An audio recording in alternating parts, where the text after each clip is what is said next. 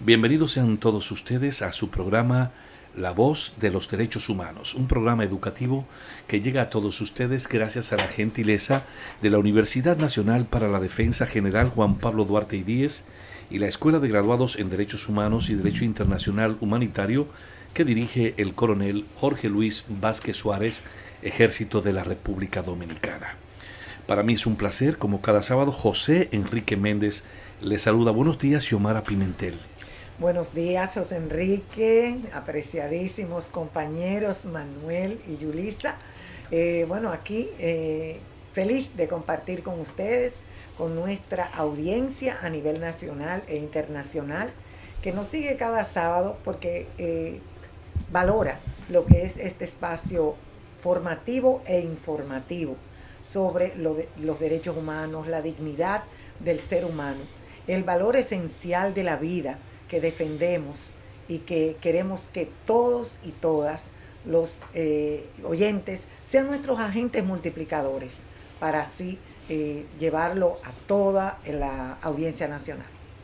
Muy buenos días, Yulisa Ureña por este lado, también muy agradecida de un día más, compartiendo aquí con mis compañeros, además con la gran audiencia que tenemos a través de los diferentes medios de comunicación de nuestra escuela.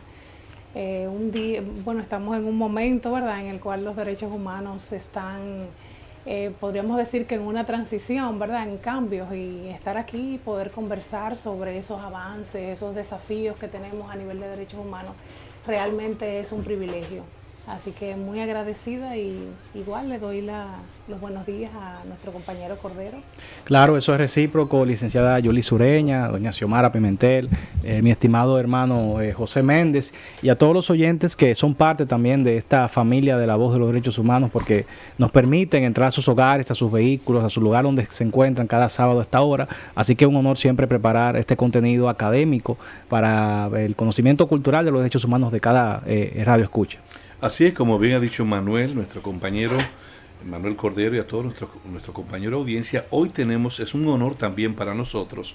Hoy sábado 18, señores, de julio, avanza ya el año, ¿verdad? Vamos más de la mitad del año. Casi se están escuchando los merengues de Navidad. Entonces, hoy 18 de julio 2026 nos honra con su presencia y nos acompaña el licenciado Óscar Alejandro Guedes, con quien estaremos conversando acerca de los nuevos retos del derecho internacional humanitario frente a los actuales conflictos armados que vive el mundo. Xiomara Pimentel, por favor. Así es, bueno, darle la más cordial bienvenida nuevamente a nuestro invitado Óscar Alejandro Guedes. Es periodista, docente y consultor, nacido en Venezuela y adoptado por la República Dominicana desde hace ya cerca de una década, ¿verdad? Sí. Analista internacional, especialista en comunicación estratégica, con amplia experiencia en geopolítica, cambio climático y sostenibilidad. Ha sido analista internacional en el programa Expreso Matutino de Radio Televisión Dominicana, articulista del periódico El Caribe y asiduo analista internacional de Telemundo, Univisión y Rusia Today. Presentador de noticieros como CDN, Canal 37 y productor de varios espacios de radio y televisión en nuestro país. Se desempeñó como diplomático en la Embajada de Venezuela en Irán. ¡Wow! ¡Qué reto! Y fue cónsul interino en el Consulado General Venezolano en Estambul y Turquía. ¿Cuántas experiencias tiene para contarnos? Bueno, pues en el ámbito del cambio climático, nuestro invitado ha creado y liderado la implementación de estrategias de comunicación para el Consejo Nacional para el Cambio Climático, así como la elaboración del Plan Comunicación del Pacto Nacional para la Acción Climática de República Dominicana, y elaboró el Plan de Comunicación de la Delegación de República Dominicana ante COP27, celebrado en Egipto en el año 2022. Ha sido responsable de comunicación de conferencias de las partes de 2021, COP26, en el 22, COP27, COP28, COP29, además de colaborar en altas cumbres de un nivel nacional e internacional en África, América Latina y Medio Oriente. Bienvenido, Oscar Guedes. Bienvenido a La Voz de los Derechos Humanos. Muchísimas gracias por invitarme. Un placer para mí acompañarles en esta mañana de sábado, de este caluroso mes de julio, Sí. que ha llegado sabrosito el calor del verano de 2026. Así es, sí. así es. Bueno, ¿y cómo se siente, licenciado? ¿Todo bien? Excelente.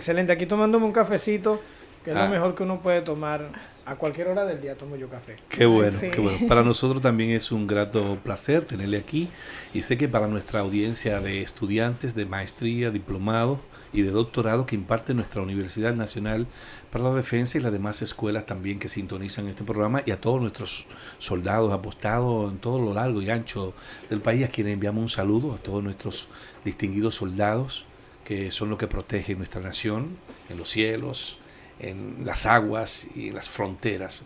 Para ello dedicamos este programa, que son los que están día y noche cuidándonos.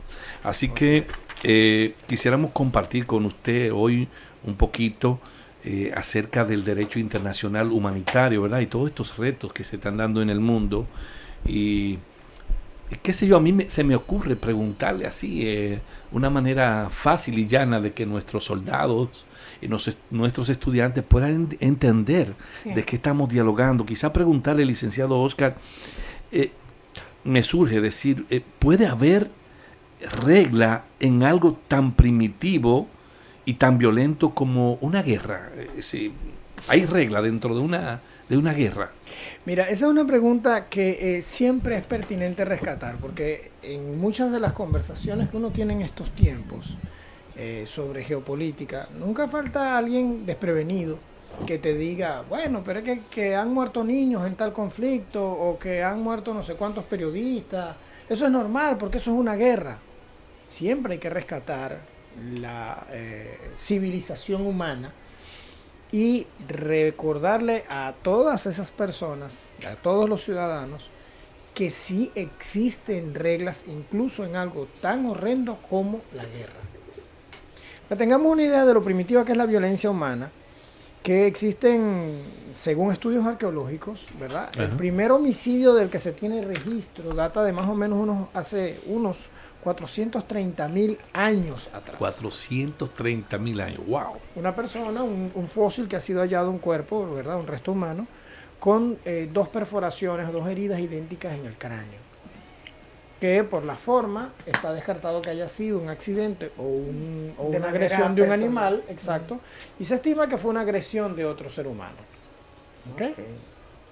Sin embargo, las guerras, los registros de guerra no aparecen hasta más o menos hace unos 13.000 años, o sea, muchísimo después. De acuerdo. Incluso antes de eso, antes de que apareciera, o de los registros que existen sobre la Primera Guerra, existen registros de humanos salvando a otros.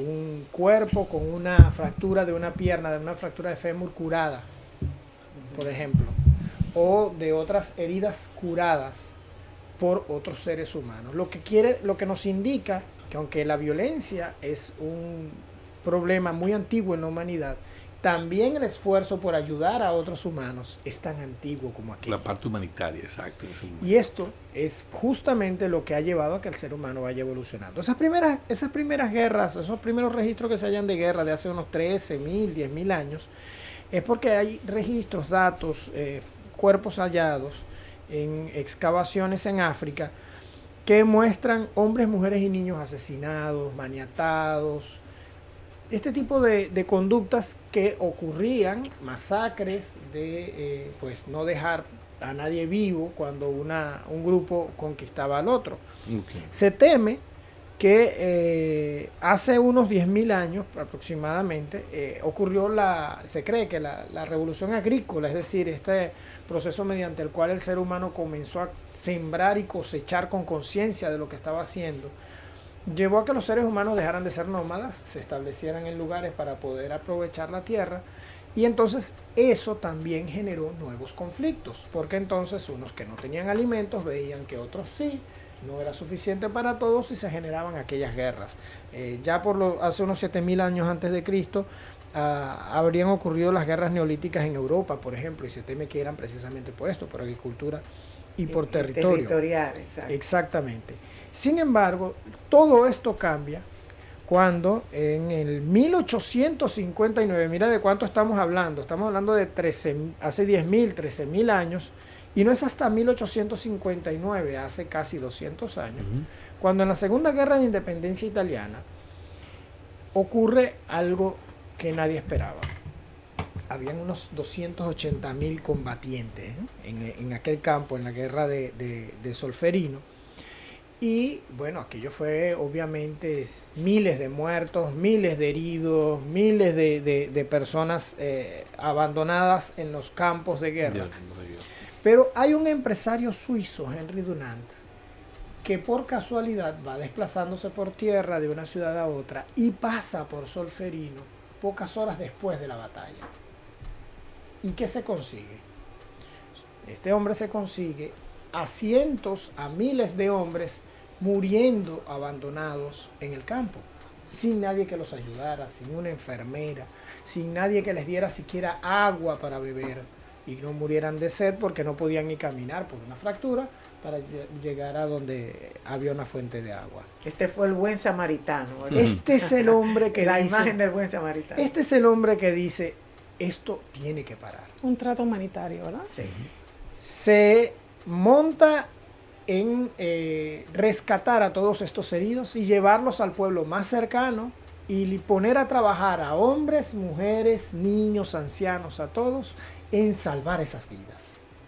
Pero en salvar las vidas de los soldados, del pueblo a donde los llevó, pero también del enemigo. O sea, sin importar el bando al que pertenecieran los soldados. Sin importar bandos. O sea, él los convence, él solo los convence a todos los ciudadanos de ese pueblo que no importa que hayan sido tus enemigos, estos hombres necesitan ayuda. Y merecían ese trato. Y crea el lema Tutti Fratelli, todos somos hermanos. Sí, exacto.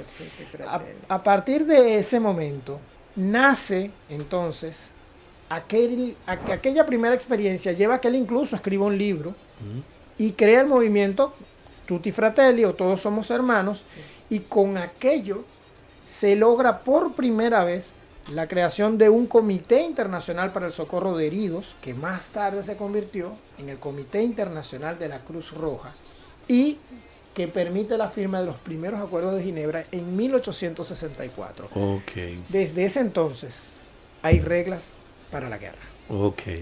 Qué bien, interesante la historia de cómo podemos nosotros ver que ha surgido todo esto y que realmente hay reglas humanitarias en medio de los conflictos. Sí, y también ver cómo desde tiempos muy remotos han existido mentes, o sea, personas que han dado como ese primer paso hacia lo que es lo humanitario, ¿verdad? O sea, es muy reconfortante ver cómo a través de la historia, como que encima de lo malo, como que lo bueno prevalece, ¿verdad? Así es. Entonces, usted hizo una cronología, ¿verdad? Del avance de lo que es el derecho internacional humanitario, lo que llamamos derecho internacional humanitario, pero ¿en qué momento, según su consideración, es que inicia este proceso moderno del derecho internacional humanitario? Bueno, como decía antes, efectivamente en 1864, cuando se firman ya los primeros acuerdos, pues fíjate que en ese momento 12 gobiernos lo firmaron.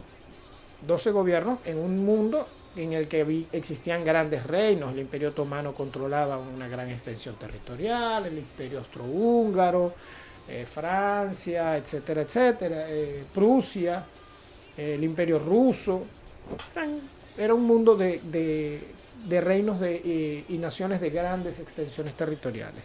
Ya el hecho de que 12 gobiernos en ese momento se comprometieran a respetar los derechos humanos de sus combatientes enemigos, ya allí podemos decir que nace prácticamente el derecho internacional humanitario. ¿Y a qué se comprometían? Bueno, a garantizar la ayuda a los heridos en el campo de batalla y que define los servicios médicos como neutrales. Es decir, no solamente que les vamos a ayudar a los heridos, es que todo el que esté haciendo ese trabajo es neutral y debe ser respetado por ambas partes. Eso ha sido fundamental para salvar millones de vidas a lo largo de la historia y millones de vidas que luego han sido pues fundamentales para el desarrollo de la humanidad, ¿no? Entonces, aunque en el siglo pasado, ya después de esto, después de esa convención, evidentemente hubo muchas guerras más. Vino la guerra de los Balcanes y muchas otras guerras a finales del siglo XIX. Sin embargo, lo que cambia todo es el estallido de la Primera y la Segunda Guerra Mundial. Ustedes saben, todos sabemos que las guerras mundiales han sido catalizadores de cambios trascendentales en la historia de la humanidad y aceleraron el desarrollo de la humanidad por la necesidad de desarrollar tecnología para la guerra que terminó siendo tecnología útil para todos, ¿no? Así es. Pero entonces la Segunda Guerra Mundial es lo que vuelve a darnos otro cambio. Sí. ¿Qué término podríamos utilizar para definir la Segunda Guerra Mundial? Lo abominable. Lo abominable, según algunos historiadores, porque no me atrevería, ¿verdad? Porque no tengo la autorización, pero creo que es el hecho más horrendo, más cruel, en el que más vidas se perdieron en la Segunda Guerra Mundial. Estamos hablando de millones. Unos 50 millones. 50 millones de personas, Y que 40 millones. No solo fue una guerra en la cual murieron personas, o sea, el nivel de maltrato, Sí. de atropello, de injusticia, ¿verdad? Al trato humano, o sea, fue muy, muy fuerte durante todo ese periodo de la guerra. Fue tan fuerte que además el fin de la Segunda Guerra Mundial, no solamente lo violenta y lo horrenda que fue, porque yo sé que los horrores de la Segunda Guerra Mundial han sido estudiados y han sido analizados durante décadas. Libros se han escrito. Muchos libros, muchas películas, mucha producción cultural. Sí. Pero seguro que no fue menos horrenda que cualquier otra guerra. Así es. Porque todas las guerras son horrendas, son horribles, en todas mueren inocentes, en todas hay 1 millón de injusticias y millones de pérdidas irrecuperables. Lo que cambia las cosas es el uso del arma atómica en el cielo. Lo que cambia las cosas es el uso del arma nuclear, el Fat Boy y ¿cómo era que se llamaba la otra bomba atómica? Fat Boy y... No recuerdo. Fueron 2 bombas, sabemos, la de Nagasaki y Hiroshima. La de Nagasaki, Fat Boy y Little Boy, algo así era que se llamaba. El uso de estas bombas hace que las potencias del momento digan, ok, o nos morimos todos, o solucionamos este problema. Sí. Ha sido un freno desde entonces. Claro. Vamos a ver hasta cuándo. Regulaciones. Hasta dónde. Y realmente, digamos que la Segunda Guerra Mundial, como conflicto que trajo, como usted bien indicó, más de 60 millones de vidas, que contrario a lo que mucha gente piensa, que todos fueron militares, no. O sea, inclusive el porcentaje mayor, según se estima en la estadística, fueron civiles los que fallecieron.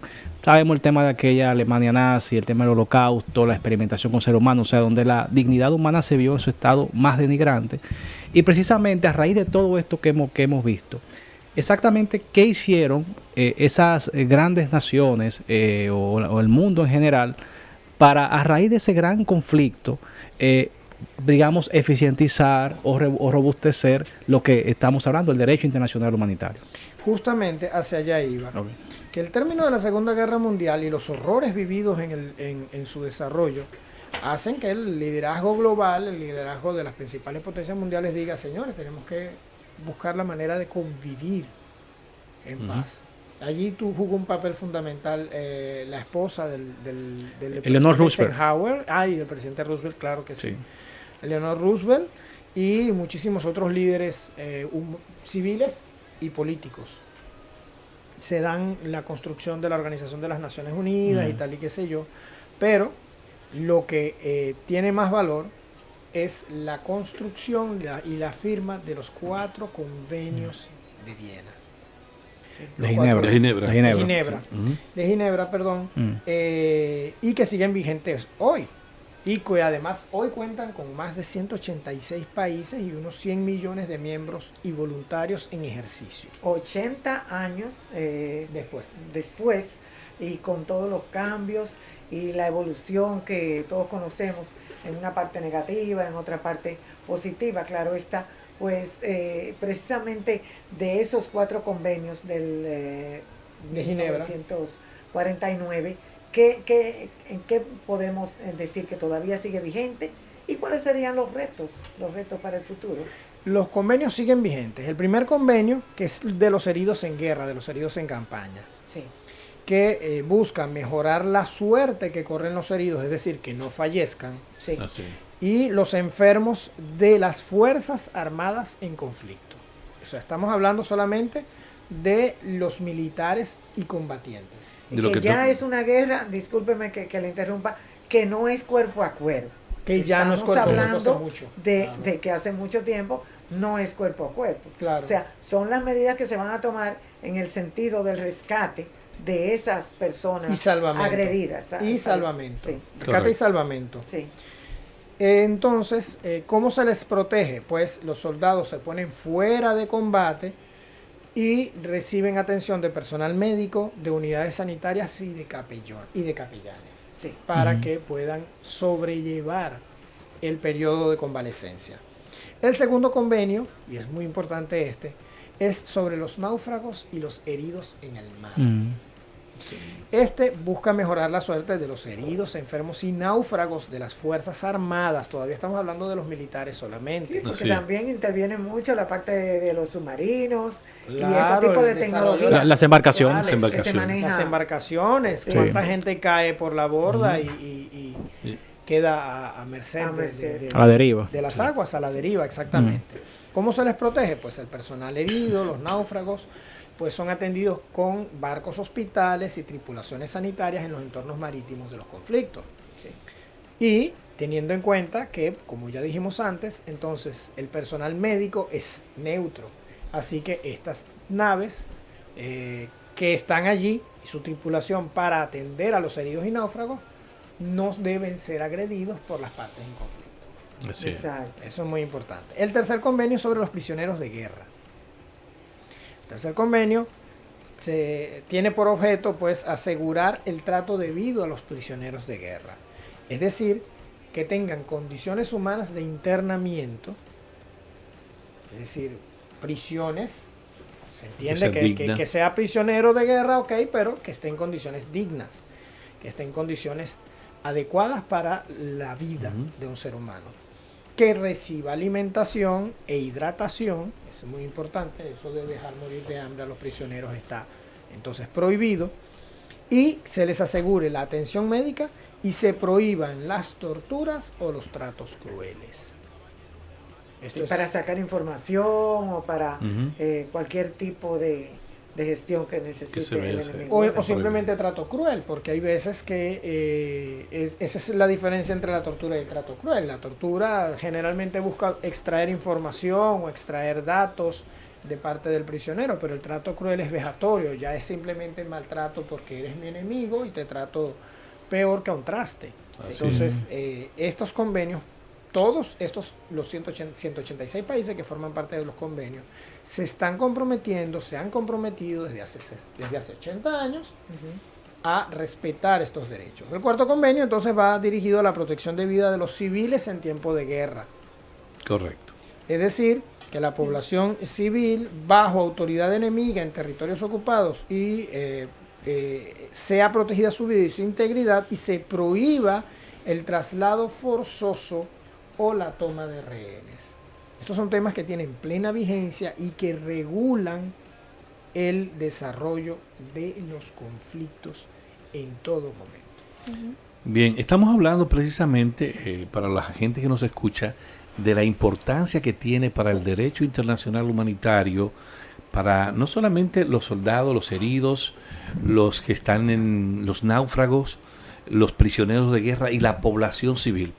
Los acuerdos, ¿verdad? Como bien ha dicho Oscar Guedes, el licenciado Oscar Guedes, nuestro invitado, se refiere a acuerdos que han firmado una serie de países alrededor del mundo y que están de acuerdo. Nos hemos puesto de acuerdo por fin en que debe haber una regla, y esa regla está regida por estos acuerdos internacionales y también por está por los 4 convenios y por los 3 protocolos los 3 adicionales. protocolos adicionales. 2 del 77 y uno del 2005. Exacto, los protocolos Sí. adicionales que también Sí. vendrían siendo como las enmiendas que se hacen a estos Complementos. convenios. Así que eso es interesante. Que bueno destacar, José Méndez, que usted me interrumpa, para que la gente conozca también que estos dos convenios, uno que versa sobre los conflictos armados de carácter internacional y otro sobre los de carácter no internacional, y además, que bueno, me imagino que lo veremos más adelante, del emblema de protección adicional, que es el cristal rojo, que fue el último del, 2005. Que se aprobó a nivel internacional. Así es. Hablando un poco de cómo surgen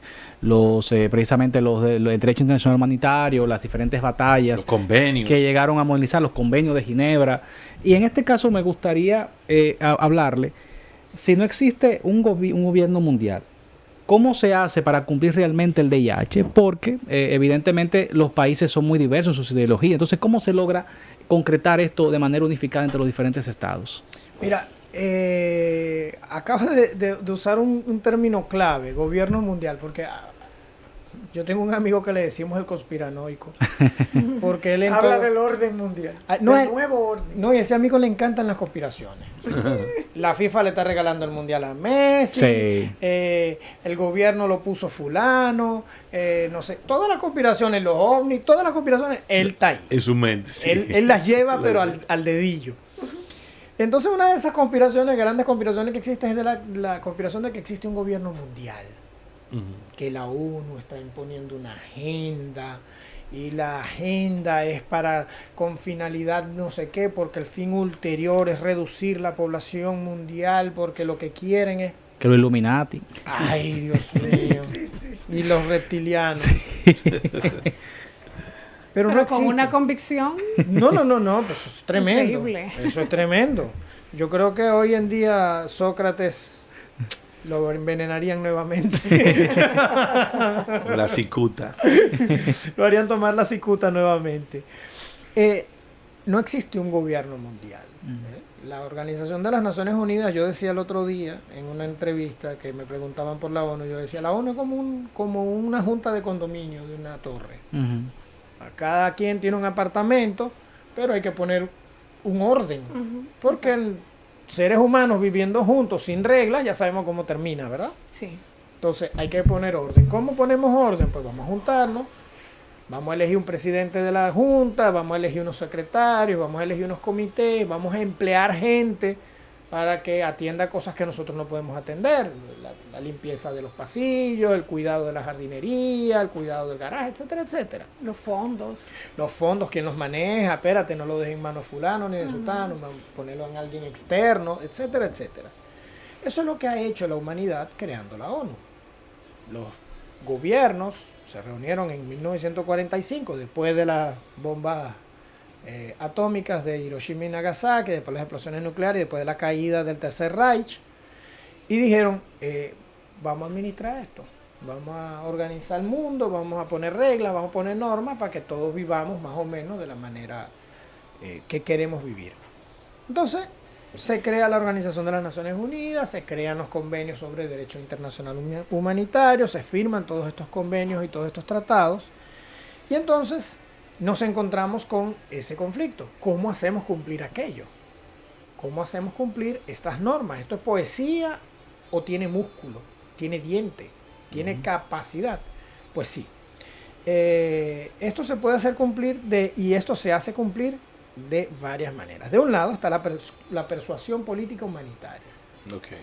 El Comité Internacional de la Cruz Roja no denuncia públicamente nunca a los estados por cometer atropellos, violaciones al derecho internacional humanitario. Lo que hace es que dialoga de forma privada y directa con los mandos militares y con los jefes políticos o con jefes de grupos armados de el conflicto. ¿Bien? ¿Para qué? Pues para advertirles de que, mira, hay gente tuya que está matando niños, hay gente tuya que está cometiendo tales y tales atrocidades.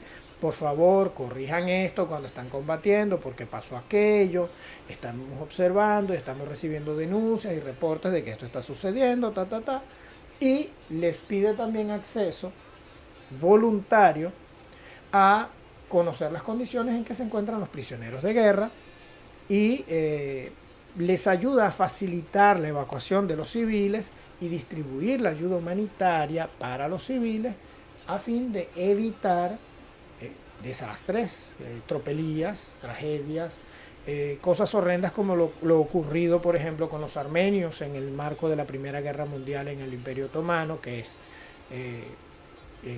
llamado por muchos países como el genocidio armenio, que Turquía niega que haya sido un genocidio, pero si no fue un genocidio, por lo menos fue una falta de coordinación en el proceso de evacuación de los civiles.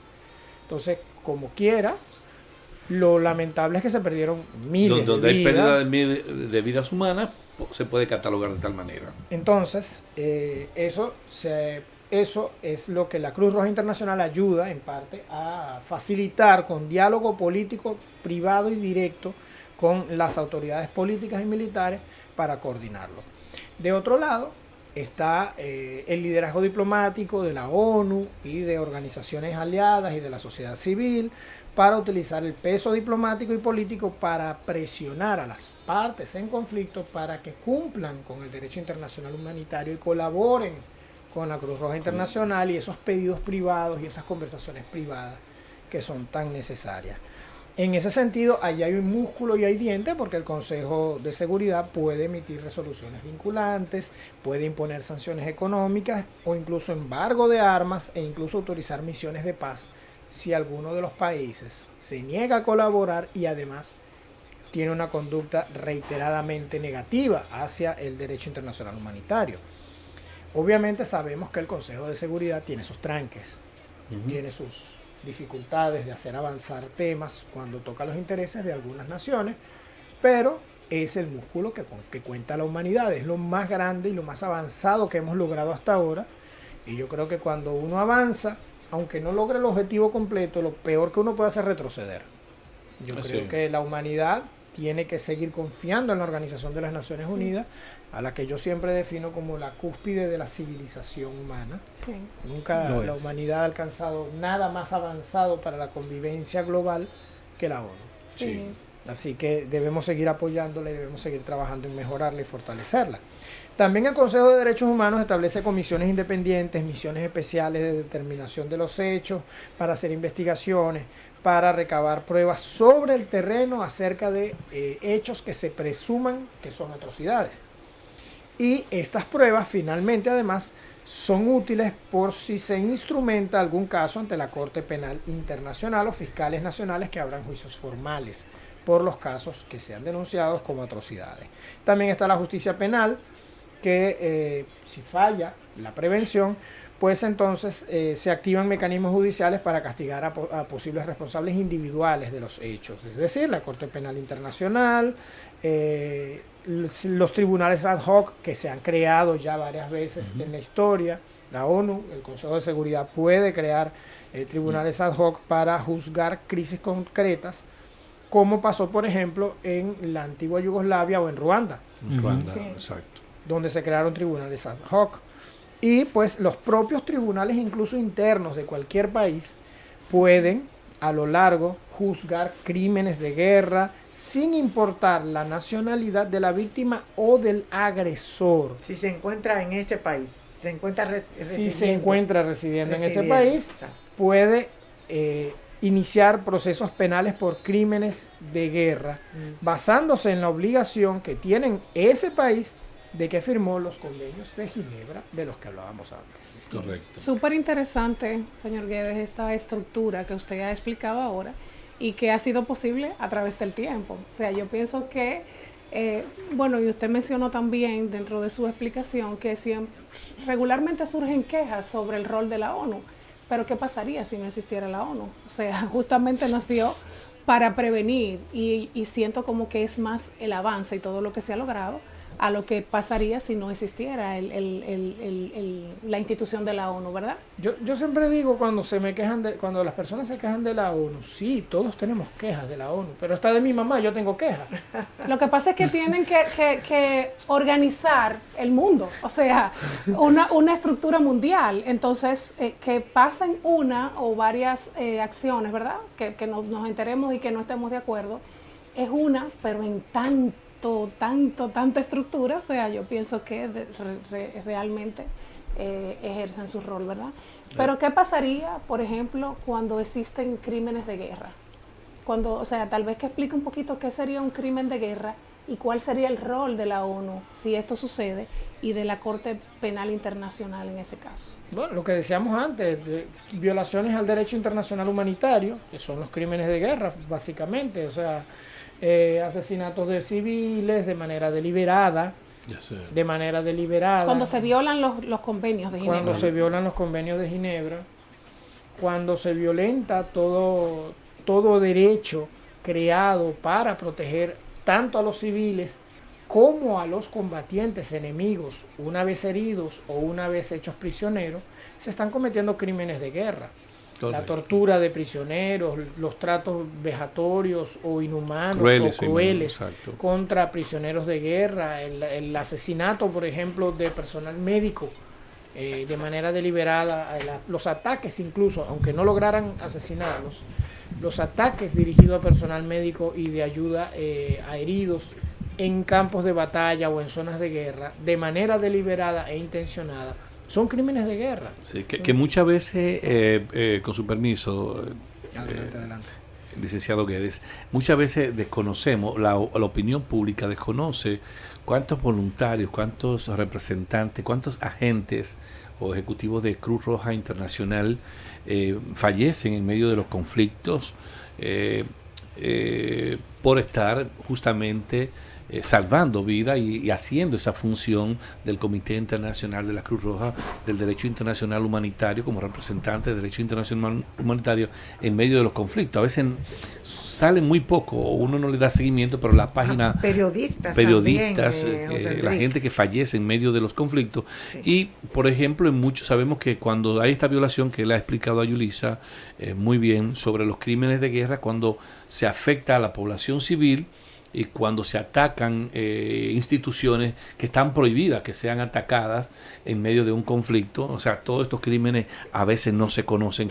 Y usted estaba mencionando sobre algunos casos concretos como el de Ruanda y la antigua Yugoslavia, que son casos específicos que se conocen, pero ¿usted conoce algún otro caso más o por su experiencia, como usted estuvo en Medio Oriente? Colombia. En Colombia, el caso Colombia, por ejemplo. Podemos mencionar. Colombia es paradigmático, porque Colombia, por ejemplo, el acuerdo de paz de 2016 de Colombia ha sido uno de los más avanzados de la historia del mundo. Y el caso, por ejemplo, de los falsos positivos, que no sé si ustedes lo conocen, de Colombia, el caso de los civiles hechos pasar como guerrilleros para cobrar comisiones, para recibir ascensos y recibir hasta días libres los militares. Ese caso ha sido fueron más de 2.000 civiles asesinados por miembros de la Fuerza Armada colombiana y luego les pusieron uniformes de guerrillero para hacerlos pasar por guerrilleros. Una cosa horrenda. Una cosa horrenda, pero que es parte de la crueldad que se desarrolla en algunos seres humanos en medio de los conflictos armados.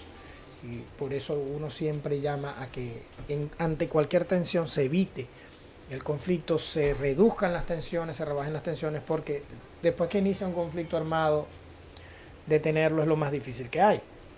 Entonces, en ese caso, decía, eran más de 2.600 casos de ejecuciones así de civiles por parte de miembros de la Fuerza Militar Colombiana. Ese caso ha sido uno de los más investigados en el mundo. Y por ese caso... Y quizás sin hallar culpables, me imagino.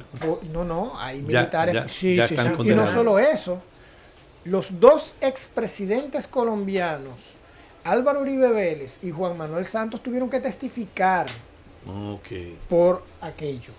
Juan Manuel Santos porque era ministro de Defensa cuando se desarrolló el caso, y Álvaro Uribe Vélez porque fue el creador de esa política que se desarrolló y que derivó desafortunada y desgraciadamente para el pueblo colombiano y para la humanidad en esos casos tan horrendos. Es un caso específico muy cercano al nuestro. Xiomara. Así es, pero en este momento el mundo ha cambiado.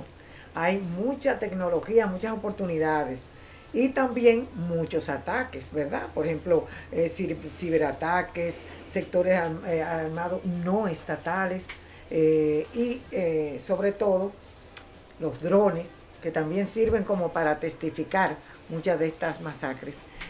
¿Cuáles serían los principales desafíos que enfrenta el derecho internacional humanitario de frente a toda esta tecnología que en unos casos es positiva y en otros se utiliza de manera, ¿verdad?, arbitraria. El problema de los drones es que ojalá y los estuvieran usando en las zonas de conflicto para observar, grabar y poder levantar pruebas de posibles atrocidades. El problema es que lo estamos usando para bombardear, para atacar. Pero mire, un ejemplo que usted dirá, esto es traído por los cabellos. Ahora aquí la policía tiene cámara y se siente respaldada ante una agresión a la población civil. O sea, estoy tratando de hacer una transgresión de lo que sería en ese sentido la grabación con un dron. No. Es que definitivamente lo que usted ha mencionado es muy oportuno, porque efectivamente ese es el uso que le debemos dar a la tecnología disponible. Usarla en beneficio de la protección de los derechos. Porque recordemos que uno de los mayores principios, una de las bases principales del derecho occidental se basa justamente en la protección de los inocentes. Incluso pues hay mucho pensamiento desarrollado alrededor de este principio. Pero efectivamente esos desafíos que mencionaban antes, pues sí, el tema de los grupos armados que no reconocen, por ejemplo, el derecho internacional humanitario, algunos terroristas, algunos simplemente grupos irregulares. Allí tiene que primar siempre la razón. Un Estado firmante y por tanto reconocedor en todo caso de los convenios sobre derecho internacional humanitario está obligado a cumplirlos siempre, aunque su contraparte, aunque su enemigo no lo haga. Eso quiere decir que si un gobierno combate a un grupo terrorista, no importa que el grupo terrorista tenga la intención y la determinación y la capacidad de afectar a civiles, el Estado no puede hacerlo y no debe hacerlo, y debe garantizar y asegurar todos los derechos de esos combatientes. Aquí se llamarían, por ejemplo, grupos paramilitares. Grupos paramilitares, grupos terroristas, grupos guerrilleros, como llamémosle, porque hay 100.000 determinaciones y 100.000 posibles maneras de organizarse, bandas de crimen organizado, bandas narcotraficantes militarizadas. El Estado mexicano, por ejemplo, que combate a los cárteles, o el Estado salvadoreño que combate a las maras, están obligados al respeto del derecho internacional humanitario porque ellos son firmantes de los convenios. Correcto. Sí. O sea que más allá de que sí es un gran desafío lidiar con un enemigo que no tiene escrúpulos, el Estado siempre va a tener los escrúpulos. Wow. Siempre los debe tener, y para eso está todas las organizaciones de derecho internacional que hacen cumplir el derecho internacional humanitario, para ayudarlos, acompañarlos y supervisar que estas normas siempre sean respetadas, porque el que es terrorista es el otro. Sí. El que es terrorista es el otro. El Estado no se puede igualar con un enemigo que no tiene escrúpulos. Exacto. Por supuesto, también hay espacios grises que falta mucho por reglamentar. El tema de las guerras cibernéticas, el tema de la inteligencia artificial, el tema la robótica. De la robótica y tal. Esto hay que reglamentarlo, esto hay que supervisarlo, esto hay que trabajarlo. Pero la humanidad nunca debe perder el camino. Así es. Licenciado, queremos agradecerle de verdad el tiempo que usted ha dedicado en el día de hoy para estar con nosotros. Parece mentira, pero han pasado 58 minutos ya Wow. en este diálogo así. Faltan muchas preguntas por hacerle y la población también se ha quedado con muchas preguntas, pero por un asunto de tiempo hemos llegado a la parte final de este diálogo interesantísimo sobre derecho internacional humanitario, sobre los desafíos que usted ha hablado que tenemos en términos tecnológicos y todo esto. Así que le agradecemos por haber tomado de su tiempo al licenciado Óscar Alejandro Guedes, quien ha estado acompañándonos en el día de hoy, y a ustedes, a nuestra gentil audiencia, gracias por su sintonía. Que Dios y la patria les bendiga. Será hasta el próximo sábado. Gracias, licenciado.